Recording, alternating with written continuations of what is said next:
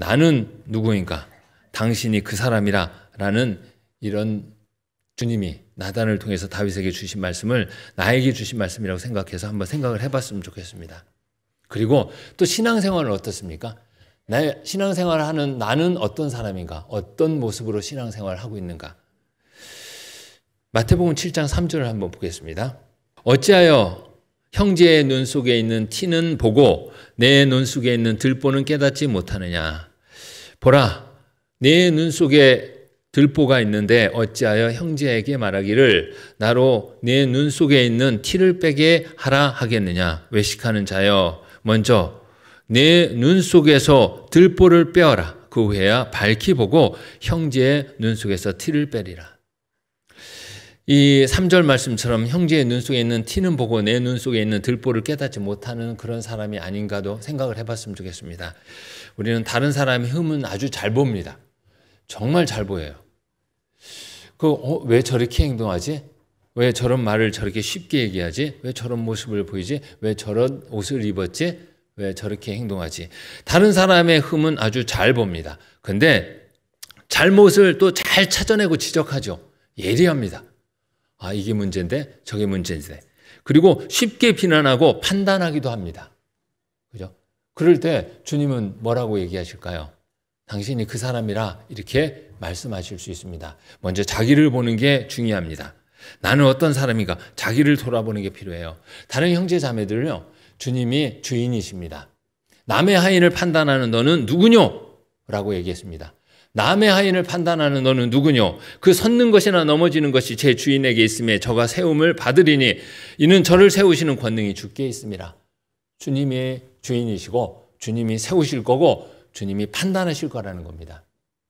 우리가 그리스도의 마음으로 세워주기 위해서 돌보고 그리고 돌아보고 또 권면하는 것은 필요합니다. 주님의 마음으로. 그러나 자기가 어떤 존재인가를 생각지 못하고 비난과 그리고 그냥 낮게 업신여기는 마음으로 그렇게 한다면 그것은 이제 문제가 아주 심각하죠. 눈 속에 들보가 있어요. 눈 속에 들보가 있는데 어떻게 상대의 티를 봅니까? 들보에 구멍을 뚫고 티를 봅니까? 우리가 주님 앞에 이러한 존재라는 것을 한번 생각을 해봤으면 좋겠습니다.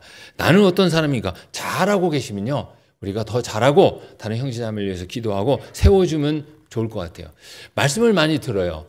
교만이라는 말씀의 주제를 가지고 말씀을 들을 때 정말 그것이 나에게 준 말씀이라고 생각하고 내가 받아야지 되는데, 아, 하나님이 나에게 지금 들려주는 말씀이구나. 근데 그게 잘 안 돼요. 교만이라는 주제로 말씀을 전하고 말씀이 들려올 때 우리는 꼭 다른 사람이 생각나요.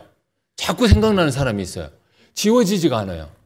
그러니까 그 사람이 생각나니까 그 말씀이 나한테 안 들어오는 거예요. 저 사람이 오늘 안 왔네. 참 꼭 와야 될 사람들이 오늘 안 오고 이게 문제가 있어요. 그러니까 이 교만이라는 것을 이야기할 때 교만한 사람의 특징은요, 이게 자기 것으로 받아들이지 못해요. 그러니까 진짜 교만한 거거든요. 말씀을 자기 걸로 받아들이면 이게 교만한 게 아니죠. 고쳐질 수 있죠. 근데 말씀이 전해질 때 우리는 많이 그렇다는 거예요. 사랑에 대해서 이야기할 때도요, 마찬가지입니다.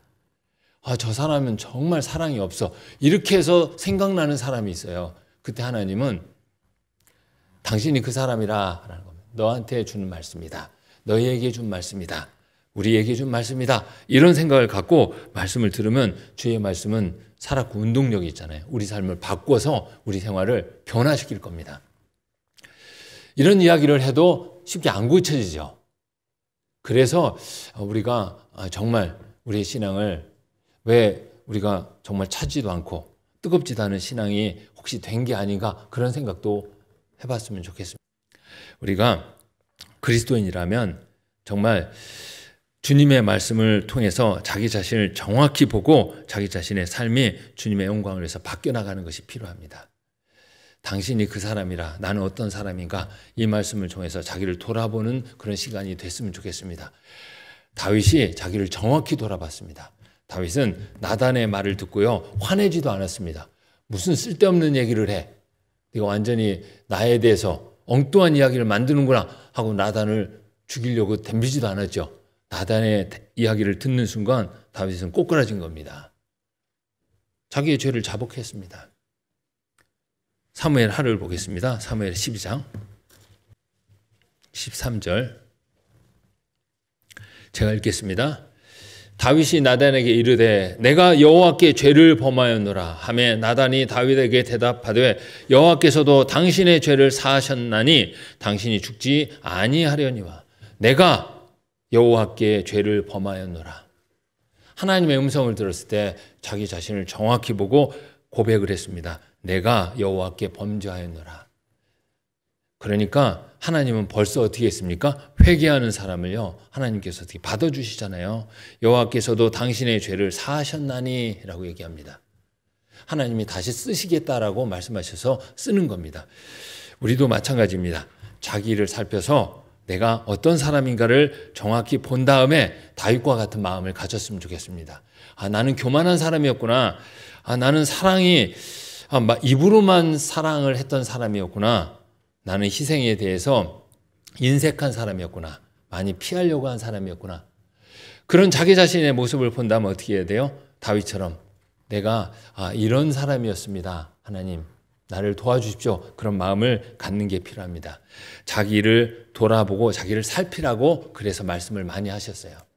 자기를 돌아보고 자기를 살피지 않는 그리스도인은 이제 형제 자매를 살피고 섬기고 교회를 위해서 자기 자신을 드릴 수가 없습니다.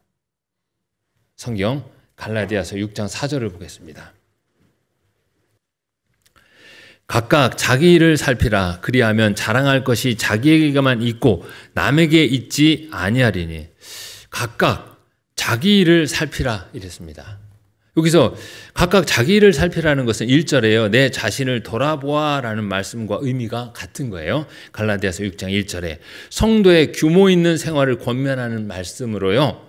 자기 일이라는 것은 업무나 생각하는 일의 결과가 아니라 생활 속에서 나타나는 실제적인 행동, 그것을 한번 살피라는 겁니다.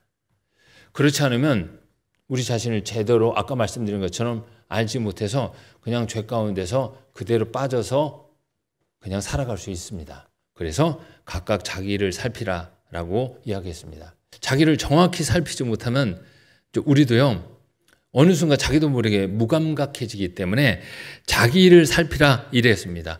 아까 말씀드린 것처럼요, 내가 했던 일, 업무나 생각하는 일, 그 일이 이루어졌냐 그거에 집중하지 말고 우리의 신앙, 나의 신앙이 어떤가 그것을 살피는 것이 아주 중요합니다. 여기서 살피라는 말이요, 갈라디아서 6장 4절에 자기 일을 살피라라고 했는데 이 살피라는 말이 도키마 제토라는 말입니다. 이건 뭐냐? 순금, 이제 원석에서 순금을 뽑아내기 위해서 불순물을 제거하기 위해서 자세히 살피는 것을 뜻하는 겁니다. 원석에서 순금을 만들어내는 신중한 행동. 얼마나 신중하게 행동하겠어요? 불순물을 제거하고 또 제거해야 되니까. 그렇게 자기를 살피라는 거예요. 나 자신을 살피라는 겁니다. 내 자신의 신앙생활, 마음의 상태, 그리고 정말 하나님의 자녀로서 성령의 열매와 빛의 열매를 내는 그런 삶을 살고 있는가 살피라는 겁니다. 대충 살피라는 게 아니에요. 원석에서 순금을 재련하는 것처럼 꼼꼼하게 자세히 살피라. 우리는 그렇게 우리 자신을 돌아봐야 됩니다.